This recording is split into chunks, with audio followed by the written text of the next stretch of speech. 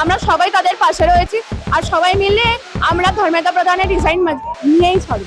আসলে এই প্রশাসন চায় না যে তাদের ইলেক্টররা মানে তাদের ভোটাররা ঠিকভাবে বেঁচে থাকুক। ছাত্রদের এই যে লড়াই, আমার 65 বছর বয়সে আজকের দিনে আমি ছাত্রদের পাশে থাকতে পেরে গর্বিত বোধ করছি। দীর্ঘদিন পর কলকাতার রাজপথে দেখা গেল জমজমাটি মহা মিছিল। বাঁধ ভাঙা সেই মিছিলে অংশ নেন হাজারো পড়ুয়া। নিট পরীক্ষার প্রশ্ন ফাঁস মামলায় কেন্দ্রীয় শিক্ষামন্ত্রী ধর্মেন্দ্র প্রধানের ইস্তফার দাবিতে শুক্রবার শিয়ালদহ থেকে ধর্মতলা পর্যন্ত এক বিশাল মিছিলের ডাক দিয়েছিল বাম ছাত্র সংগঠনগুলি।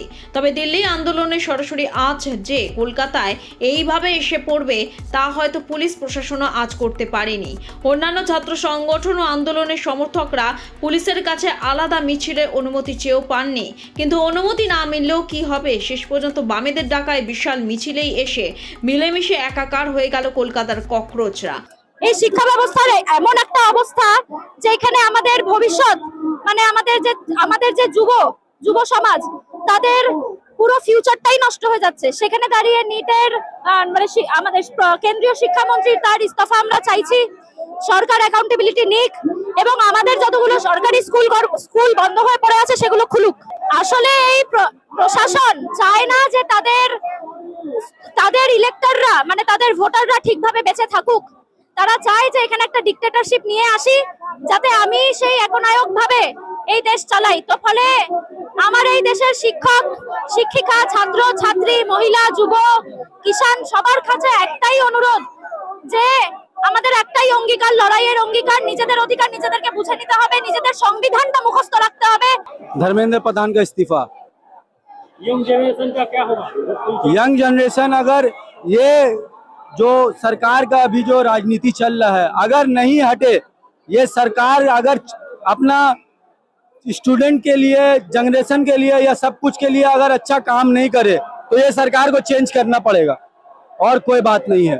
सरकार को चेंज करना होगा, नहीं तो स्टूडेंट के लिए आवाज उठाना होगा। एक कॉकरोच जनता पार्टी का समर्थन यहाँ पर कोई बात नहीं, यहाँ स्टूडेंट का बात है।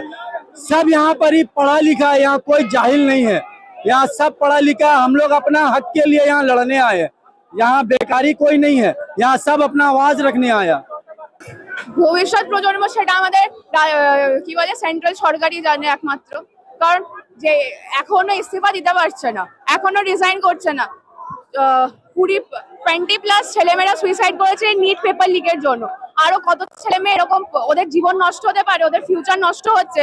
দিনের পর দিন আমাদের এনটিএ যেই পরীক্ষাগুলো অর্গানাইজ করে সেই পরীক্ষার কতগুলো পেপার যে বছরের পর বছর লিক।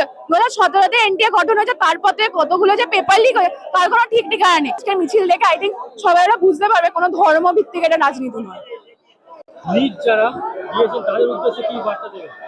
যারা নিট দিয়েছে তারা আমার থেকে অনেকটাই বয়সে ছোট, তাদেরকে আমি একটাই কথা বলতে পারি যে হাল ছাড়তে না। আমরা সবাই তাদের পাশে রয়েছি আর সবাই মিলে আমরা ধর্মেন্দ্র প্রধানের রিজাইন নিয়েই ছাড়বো। ছাত্রদের এই যে লড়াই, আমার 65 বছর বয়সে আজকের দিনে আমি ছাত্রদের পাশে থাকতে পেরে গর্বিত বোধ করছি। কারণ ছাত্রদের যে লড়াই সেটা হচ্ছে সংগত। সারা পৃথিবীর মানুষ দেখছেন আমাদের দেশের ছাত্রদের সাথে কেন্দ্রীয় সরকার মানে 56 ইঞ্চি এবং তার যে শিক্ষামন্ত্রী ধর্মেন্দ্র প্রধান তিনি কি করেছেন, কি অনাচারটা করেছেন।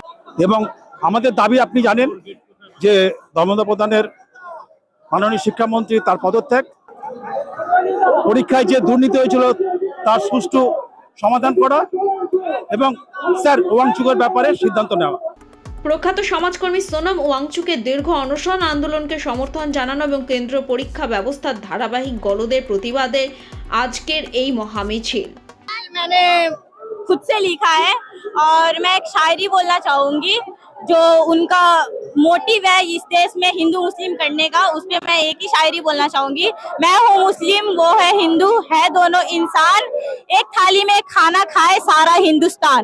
तो ये अपने दिमाग में रख लेंगे तो उनके लिए ज्यादा अच्छा होगा। जल्द से जल्द इस्तीफा दिलवा दीजिए। क्यों इतना हकानी पसानी करवा रहे यार, बहुत गर्मी हो रही है, प्लीज इस्तीफा दिलवाइए और देश बचाइए क्योंकि आप लोग से ही देश बर्बाद हो रहा है। Thank you. দাবি খুব স্পষ্ট, এখানে আমরা অ্যান্টি ন্যাশনাল। আমরা যদি শিক্ষা আমরা যদি শিক্ষা ব্যবস্থার উন্নয়ন নিয়ে যদি আমরা চিন্তা করে যদি আমরা অ্যান্টি ন্যাশনাল হই, আমরা অ্যান্টি ন্যাশনাল। সরকার অলরেডি আমাদেরকে অ্যান্টি ন্যাশনাল, অ্যান্টি সোশ্যাল এনিম্যান বলে দিয়েছে। কিন্তু আপনি বলুন, সরকারের কাজ হচ্ছে শিক্ষিত বেকারদের চাকরি দেওয়া, চাকরি দিতে তারা ব্যস্ত। বছরে 2 কোটি চাকরি দেওয়ার কথা ছিল, তারা দিতে পারেনি। রাম মন্দিরে চুরি হচ্ছে, রাম মন্দিরে যারা চুরি করছে তারাই তো আসলে অ্যান্টি ন্যাশনাল। এই যে যুবকরা আছে, এদের কি দোষ বলুন? এরা শিক্ষিত হয়ে বেকার ঘুরে বেড়াচ্ছে, আত্মহত্যা করছে।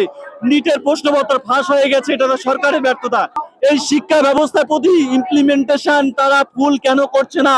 তাহলে নিশ্চয়ই এখানেও টাকা নয়ছয় করছে, যেমন রাম মন্দিরের টাকা নয়ছয় করছে। এটা একটা ঐতিহাসিক গণ আন্দোলনের সাক্ষী থাকলাম আমরা, ঐতিহাসিক ছাত্র আন্দোলনের সাক্ষী থাকলো গোটা কলকাতা।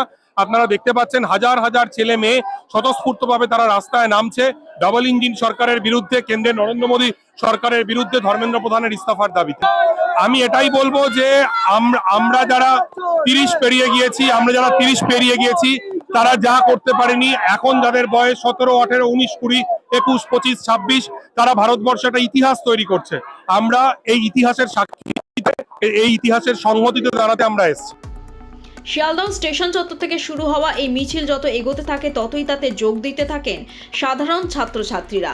তাদের কারো মুখে ব্যাটম্যানের মুখোশ, কারো হাতে সরকারের চরম কটাক্ষ করে পোস্টার, কারো মুখে স্লোগান। আন্দোলনকারীদের স্পষ্ট বক্তব্য, দিল্লি যন্তর মন্ত্রে যা চলছে তা শুধু রাজধানী শহরের বিষয় নয়, গোটা দেশের লাখ লাখ পড়ুয়াদের ভবিষ্যতের লড়াই। সেই কারণেই কলকাতার রাজপথে নেমে সোচ্চার হয়েছেন তারা। এরকম ভিডিও দেখতে চ্যানেলটি ফলো করুন।